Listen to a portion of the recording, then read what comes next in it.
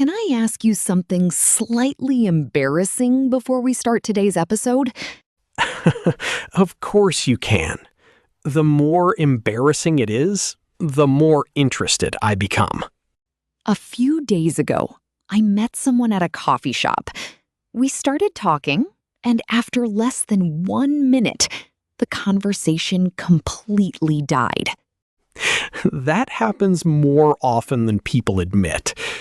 What exactly went wrong? I asked, "How are you?" The person said, "Good." Then I said, "Nice." The person said, "Yeah."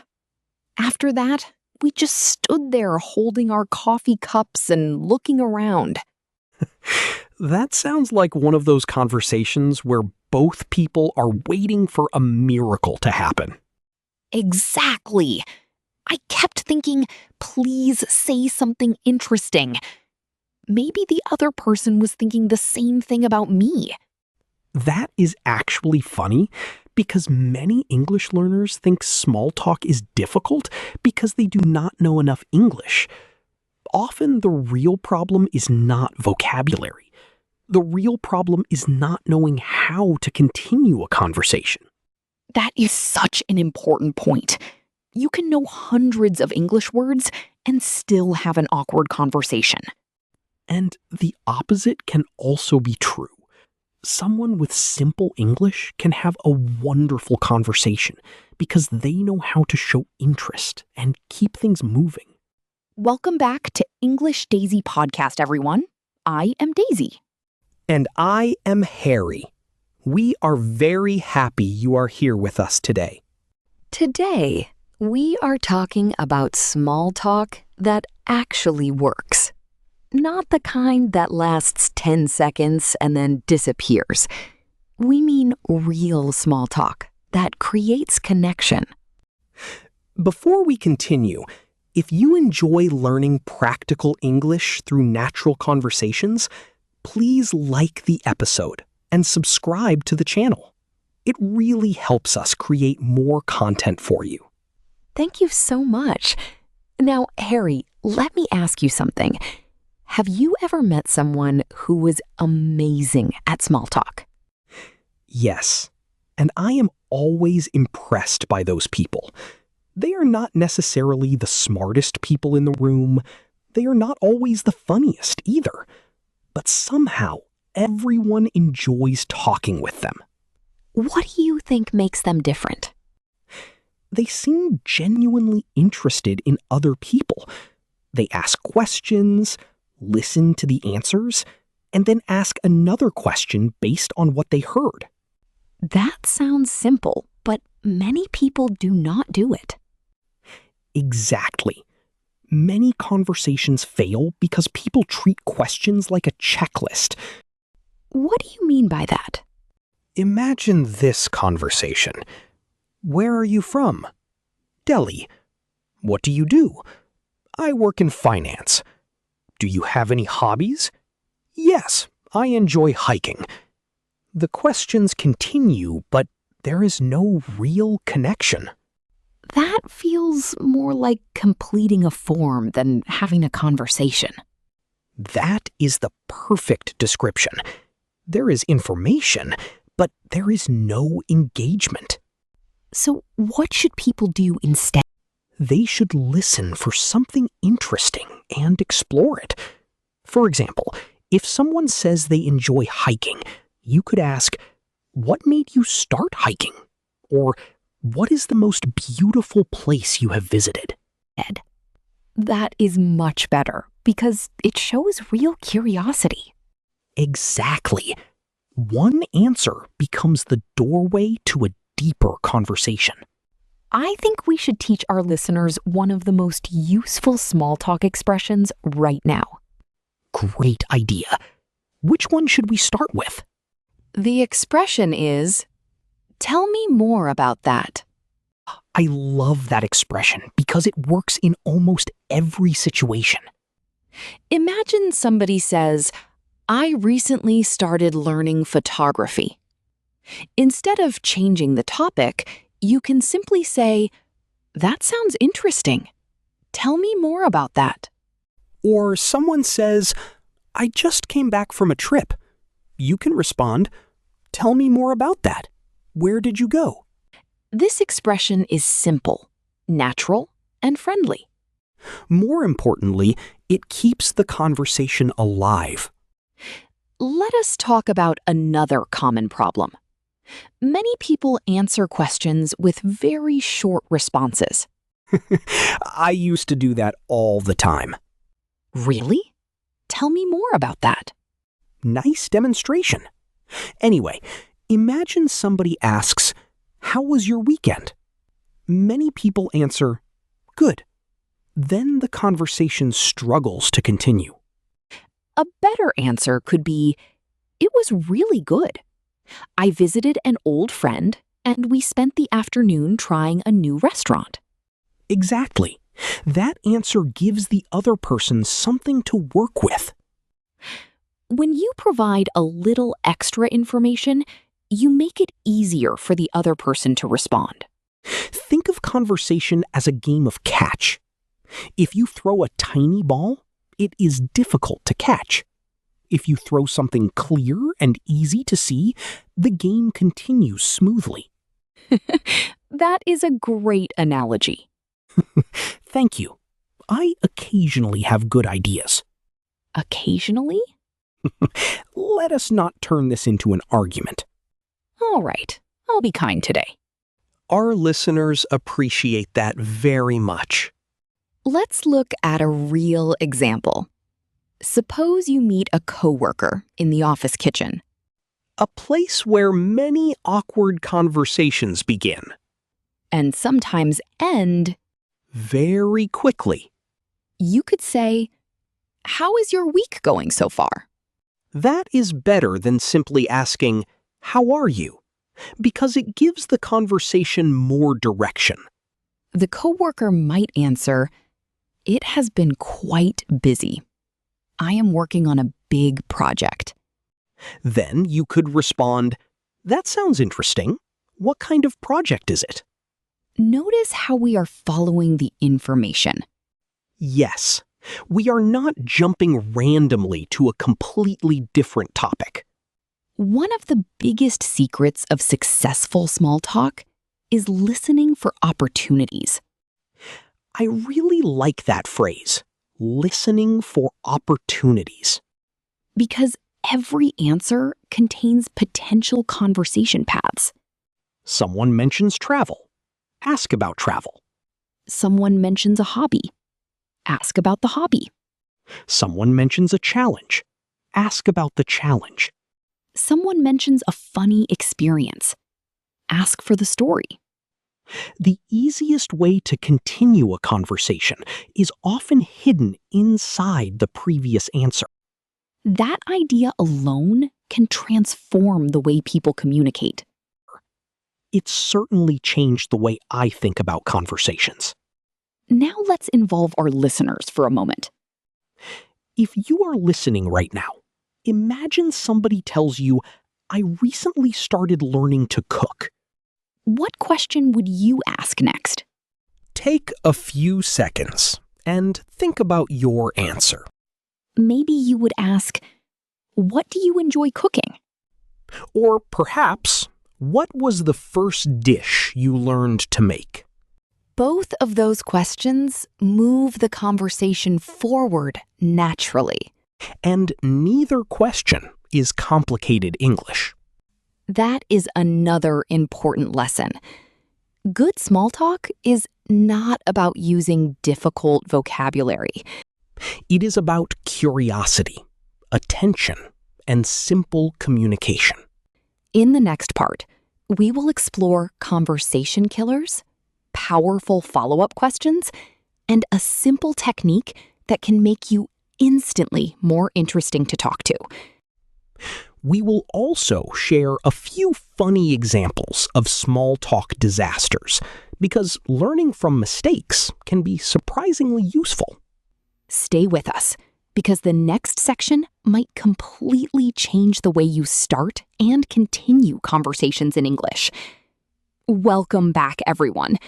Before the break, we talked about curiosity and how good conversations often grow from simple follow-up questions. And now it is time to talk about something many people accidentally do without realizing it. Conversation killers. They sound like characters from an action movie, but they are much less exciting. Unfortunately, they appear in real conversations every day.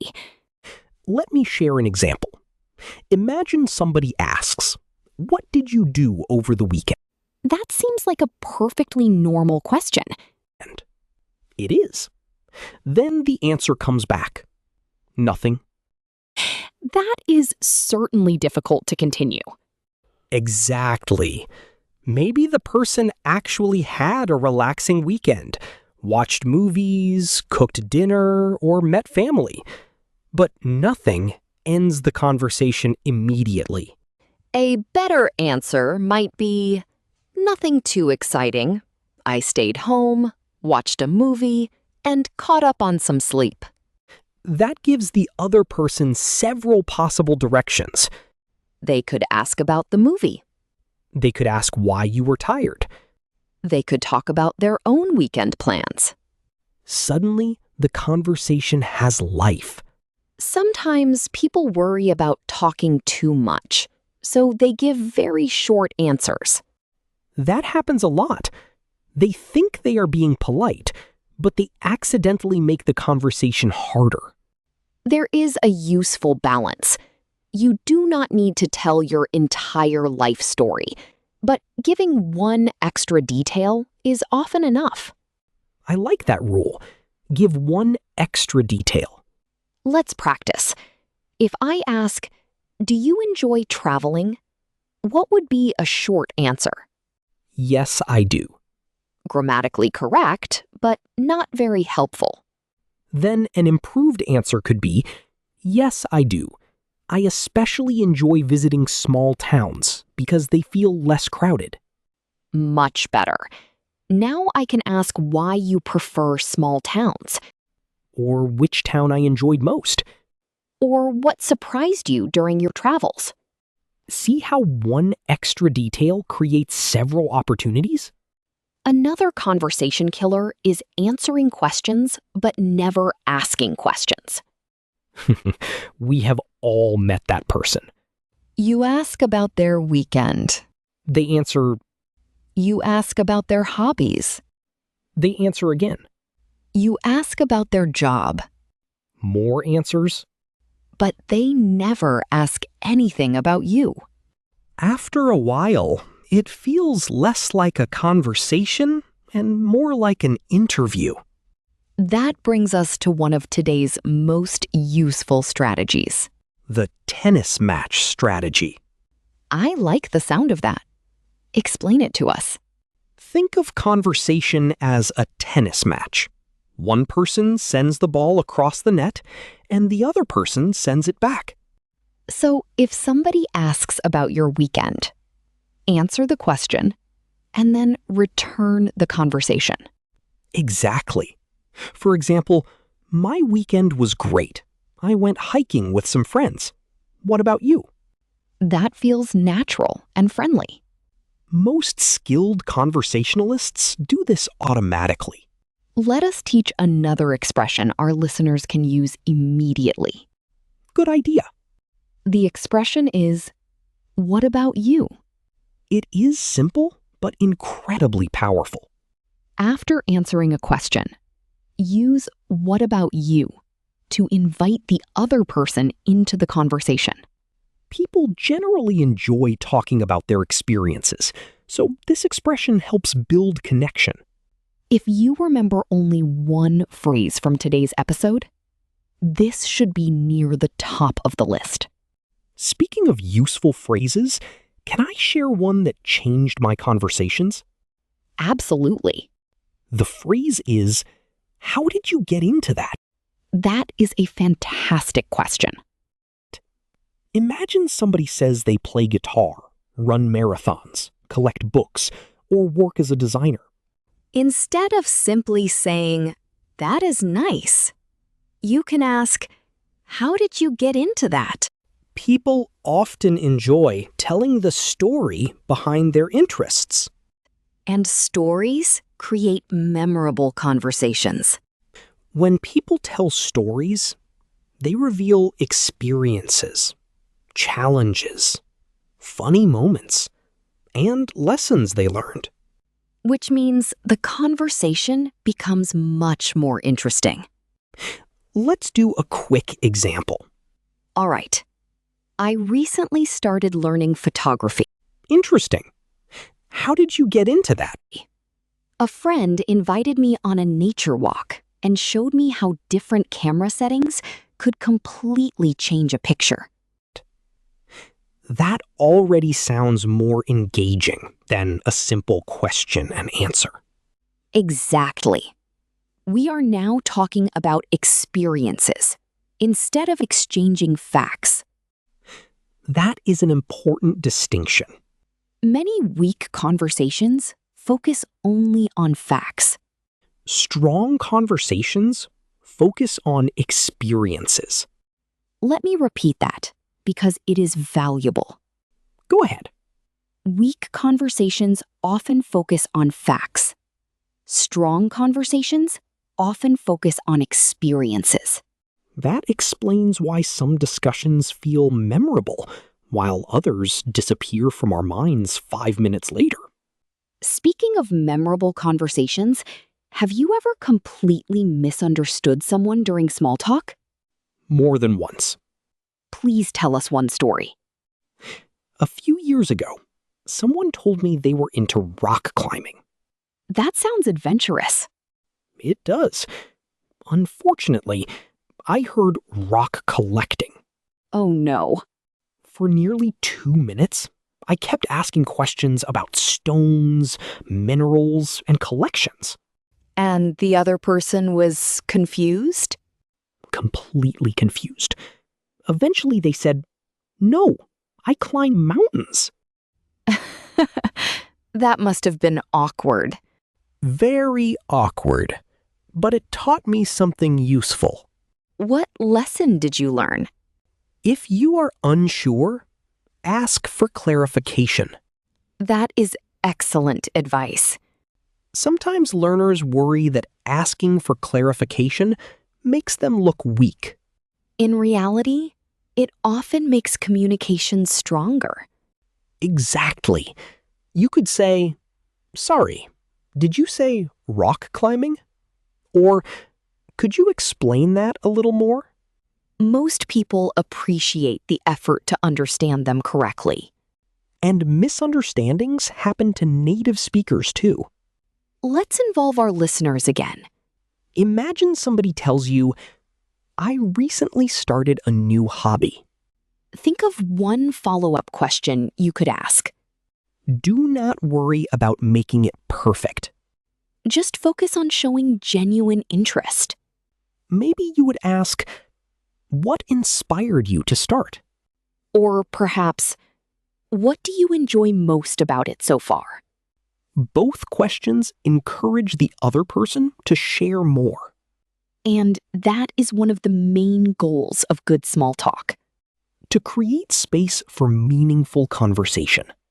In the next part, we will explore workplace small talk, what to do when conversations become awkward, and a simple method for never running out of things to say.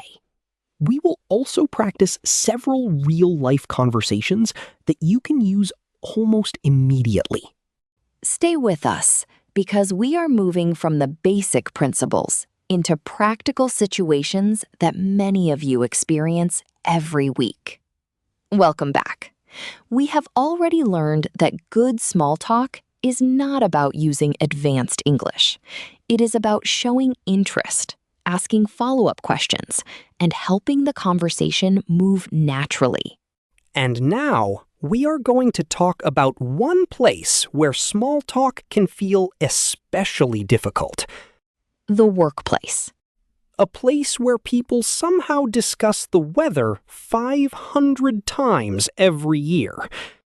Yet many people still feel uncomfortable starting conversations with colleagues.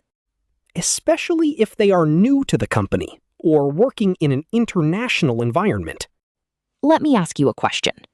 When you meet a coworker near the coffee machine, what should you talk about? That depends on the situation, but there are many safe topics. Such as? Their week, current projects, weekend plans, hobbies, travel, food, movies, books, or even something interesting happening nearby. Notice that most of those topics are light and friendly. Exactly. Small talk is usually not the place for intense debates or highly personal subjects. That is an important lesson for learners. Sometimes people think they need an amazing topic to start a conversation. In reality, most successful conversations begin with very ordinary topics. Let us imagine a real workplace situation. Good idea. You arrive a few minutes early for a meeting. Another coworker is waiting in the meeting room, Many people immediately look at their phone. which is understandable, but it is also a missed opportunity. So, how might the conversation begin? You could simply say, "How has your week been so far?" Nice and easy. Or perhaps, "Are you working on anything interesting at the moment?" That question often works well because people usually spend a lot of time thinking about their work. And many people enjoy sharing what they are working on. What if they answer, "Actually, I am dealing with a very challenging project right now"? Then you can ask, "What has been the biggest challenge?" Or, "How is it going so far?" Again, we are following the information. Exactly. Conversations become easier when you stop worrying about your next question and start paying attention to the current answer. That sounds simple, but it is actually powerful advice. Speaking of workplace conversations, there is one mistake I see quite often. What is it? People ask questions, but they never share anything about themselves.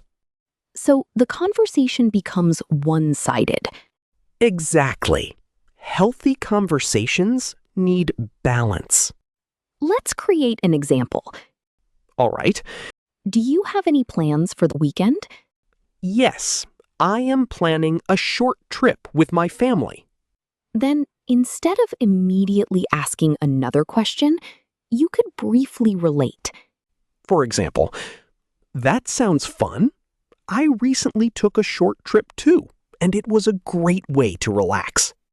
Then the other person may become curious about your experience. Now both people are contributing. This brings us to a very useful principle. Share a little and ask a little. I like that. Ask a question, listen carefully, share a related experience, and then continue. That rhythm creates natural conversation. Speaking of natural conversation, let us talk about something almost everyone fears. Awkward silence? Awkward silence. The moment when both people stop talking and suddenly become very interested in the floor. Or the ceiling. Or their phone. Or absolutely anything except the conversation. Why do people fear silence so much? I think many people assume silence means they are failing socially. But that is not always true. Not at all. Short pauses are completely normal. That is reassuring. Sometimes people need a moment to think. Sometimes the topic naturally reaches a pause. Sometimes both people are simply relaxing. So, what should listeners do if a conversation becomes quiet? One option is to return to something mentioned earlier. Give us an example. Suppose someone mentioned they recently started running. A few moments later, the conversation slows down. You could say, "Earlier you mentioned running. How long have you been doing that? That feels smooth and natural. Because it shows you were paying attention. People appreciate being listened to. Very much. Now, we should teach our listeners one of the most useful systems for generating conversation topics. I am excited about this one because it helps when your mind suddenly goes blank. The system is often called FORD. F-O-R-D. Each letter represents a topic category. Let's break it down. F stands for family. Questions about family can create friendly conversation, although it is important to be respectful and not too personal. For example, do you visit your family often? Might work in the right context. O stands for occupation. Means work, career, or studies. Examples include, what do you enjoy most about your work? Or, how did you choose that field? R stands for recreation. One of my favorite categories. Hobbies, sports, travel, reading, movies, music, cooking, and many other interests. People often become more energetic when discussing things they enjoy. Finally, D stands for dreams. Goals, future plans, places they hope to visit, skills they want to learn, and personal ambitions. What I like about the Ford method is that it gives people mental directions. Exactly. If you cannot think of a topic, you already have 4 broad categories waiting for you. Let's do a quick practice exercise. Great idea. Imagine you meet someone at a company event. You have already talked about the weather. Fully. And now you need another topic. Which Ford category would you choose? I would probably choose recreation. What question would you ask? Perhaps, what do you enjoy doing when you are not working? Simple and effective. If they mention photography, hiking, cooking, or travel, we suddenly have many possible conversation paths. Listeners, try creating your own practice question right now. Pick family, occupation, recreation, or dreams. Then think of one simple question. Remember, simple English is often the best English. You do not need complicated grammar to create meaningful conversations. You only need curiosity and practice. In the next part, we are going to move even deeper into real-life situations. We will practice conversations with strangers, networking events, social gatherings, and situations where you know absolutely nobody. We will also learn a powerful technique for sounding more confident without pretending to be someone you are not. If you have ever walked into a room and thought, I have no idea what to say, the next section is definitely for you. Welcome back, everyone. So far, we have talked about curiosity, follow-up questions, workplace conversations, and the Ford method. And now we are going to explore a situation that makes many people nervous. Walking into a room where you know absolutely nobody. Also known as my personal nightmare. Really? You seem quite confident. That is because confidence and comfort are not always the same thing. I can look confident while wondering where I should stand and what I should say. I think many listeners can relate to that. Absolutely. Sometimes people imagine that confident conversationalists never feel nervous. But that is rarely true. Most people feel a little nervous in unfamiliar social situations. The difference is that experienced conversationalists do not wait to feel confident before they start talking. That is such an important idea. Instead, They take small actions first, and confidence grows afterward. Confidence is often the result of action, not the cause of action. Let's imagine a listener has arrived at a networking event. They walk into the room. They do not know anyone. They immediately consider hiding near the food table. A strategy many people have tried. Including me. What should they do instead? Start with simple observations. Give us some examples. You might say, "This event seems quite busy today." Nice and simple. Or perhaps, "Have you attended one of these events before?" That feels natural because it connects directly to the situation. Exactly. You do not need a brilliant opening line. Many learners put too much pressure on themselves. They think the first sentence must be perfect. In reality, the goal is simply to begin. Most conversations become comfortable after the first minute or two. That is a valuable lesson. Focus on starting, not on being perfect. Speaking of perfection, there is another mistake people often make. What is that? They spend so much time planning their next sentence that they stop listening.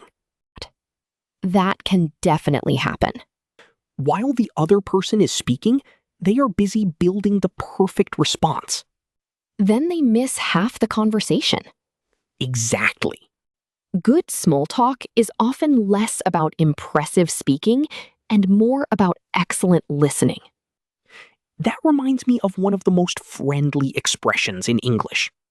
Which expression? That reminds me of... I use that phrase all the time. Me too. It helps conversations flow naturally from one idea to another. Let's show listeners how it works. Someone says, "I recently visited Japan." Then you could respond, "That reminds me of a documentary I watched about Japanese culture."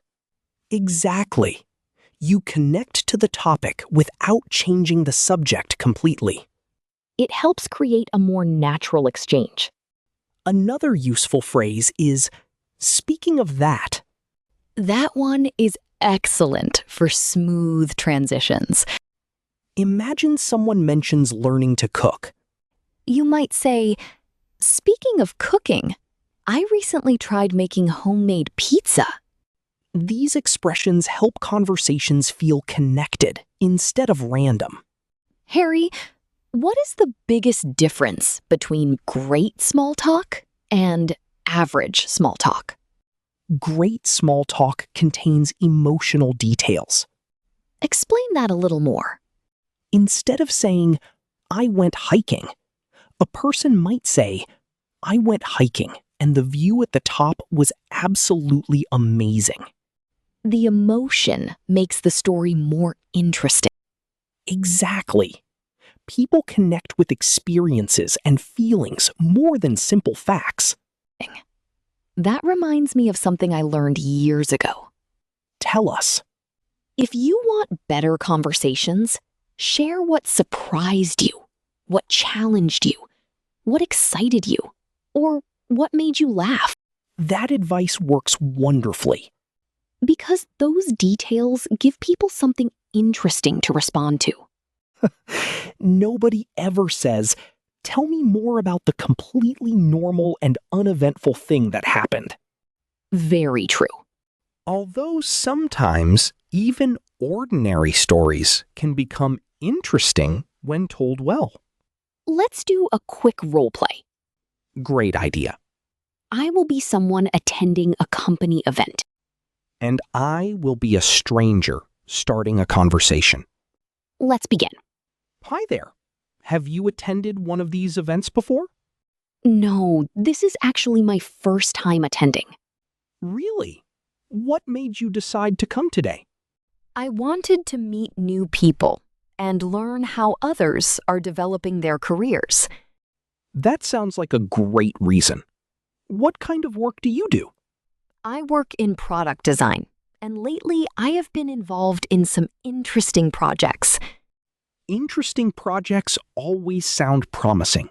Tell me more about that. Notice how naturally the conversation continues. Nobody used advanced English.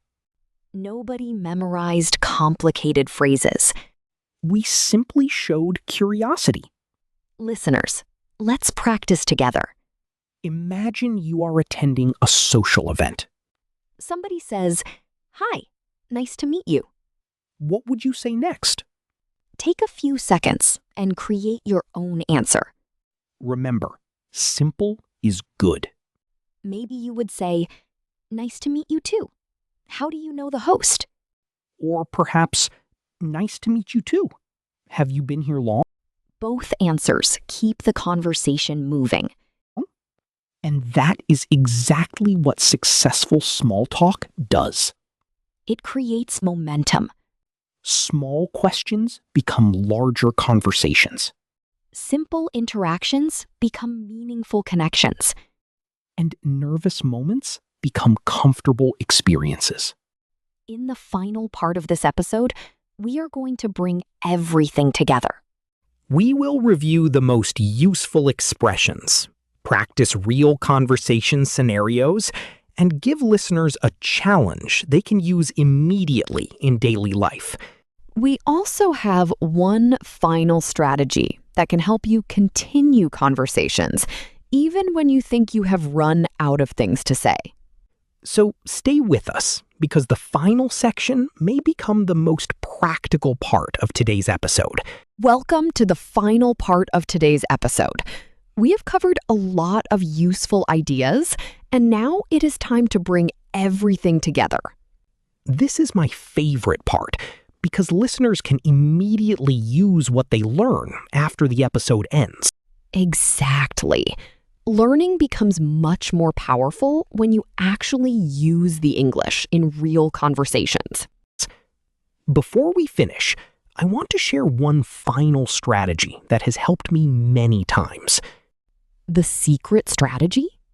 Perhaps not secret, but definitely useful. Go on. When you think you have run out of things to say, focus on 3 simple questions. I am listening. What, why, and how? That sounds wonderfully simple. Imagine someone says, "I recently started learning Spanish." The what question could be, what do you enjoy most about learning Spanish? Exactly. The why question could be, why did you decide to learn Spanish? Right. And the how question might be, how are you practicing every day? One statement suddenly becomes 3 different conversation paths. That is incredibly practical. And the best part is that you can use this method almost anywhere. At work? At social events, While traveling? during online meetings. Even while waiting in line somewhere? Exactly. Now I think it is time for some real-life practice. Let's do it. Listeners, imagine that somebody asks you, what do you enjoy doing in your free time? Do not just listen. Try to answer aloud right now. Take a few seconds and create your answer.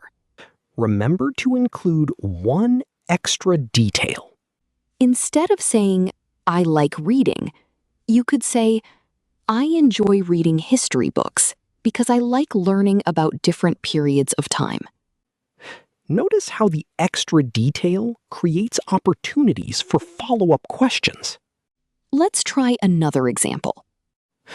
Someone asks, "How was your weekend?" Think about your answer. A stronger response might be, "My weekend was great. I met some friends and tried a new restaurant downtown." Now the other person can ask about your friends. Or the restaurant. Or the food. One small detail keeps the conversation alive.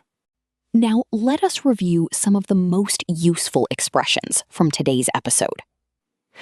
Get ready, because these phrases can improve your conversations immediately. Expression number 1. Tell me more about that.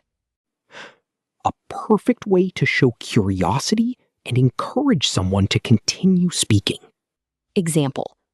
You recently started photography? Tell me more about that. Expression number 2. What about you? A simple way to keep the conversation balanced. Example. I spent the weekend hiking. What about you? Expression number 3. How did you get into that? Excellent for discussing hobbies, careers, and interests. Example. You play the guitar? How did you get into that? Expression number 4. That reminds me of. Useful when connecting ideas naturally. Example. That reminds me of a trip I took last year. Expression number 5. Speaking of that. Wonderful for smooth topic transitions. Speaking of travel, I have always wanted to visit Italy. Notice that none of these expressions are difficult. Yet, they can make conversations feel much more natural. That is one of the biggest lessons from today's episode. Good small talk is rarely about impressive vocabulary. It is about curiosity, Listening, genuine interest. and giving conversations room to grow. Earlier in my life, I thought confident people were born knowing exactly what to say. Many people believe that. Now, I realize something different. What is that? Good conversationalists are usually good listeners. I completely agree. They notice details. They ask questions, They pay attention. and they make other people feel heard. That skill is valuable in friendships, workplaces, relationships, and everyday life. Before we finish, let's give our listeners a challenge. A practical challenge. Within the next 24 hours, start one small conversation. It could be with a coworker, A classmate, a friend, a neighbor. or anyone you naturally interact with. During that conversation, use at least 2 of today's expressions. Perhaps, tell me more about that. And what about you? Or maybe, how did you get into that? Then pay attention to what happens. You may be surprised by how much longer and more enjoyable the conversation becomes. Remember, your goal is not perfection. Your goal is connection. Small improvements create big results over time. And every conversation is an opportunity to practice.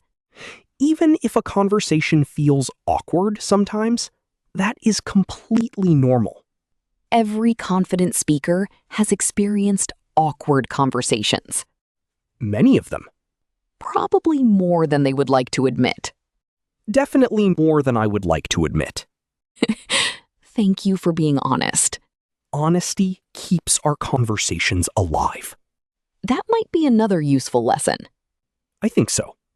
Well, listeners, today we learned how to start conversations, continue conversations, ask better questions, use follow-up questions, avoid conversation killers, handle awkward silences, and build stronger connections through simple English.